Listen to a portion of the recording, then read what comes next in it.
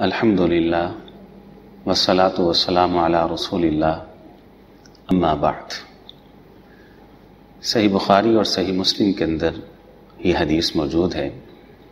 سیدہ عائشہ رضی اللہ تعالی عنہا اس حدیث کی راویہ ہیں۔ بیان کرتی ہیں کہ رسول اکرم صلی اللہ علیہ وسلم نے یہ بد دعا کی یہود و نصارہ کے اوپر، لعن اللہ الیہود والنصارى، کہ اللہ ان یہودیوں پر لعنت کرے، اللہ ان عیسائیوں پہ لعنت کرے۔ ان کا قصور یہ تھا کہ اتخذوا قبور انبیائہم مساجدا، کہ انہوں نے اپنی انبیاء کی قبروں کے اوپر مسجدیں بنائی تھی، یعنی انبیاء کی قبروں کو سجدہ گاہ بنایا تھا۔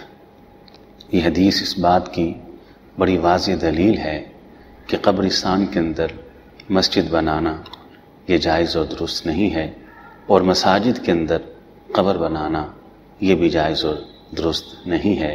اللہ تعالی ہمیں سمجھ کے عمل کی توفیق عطا فرمائے۔ وآخر دعوانا ان الحمد للہ رب العالمین۔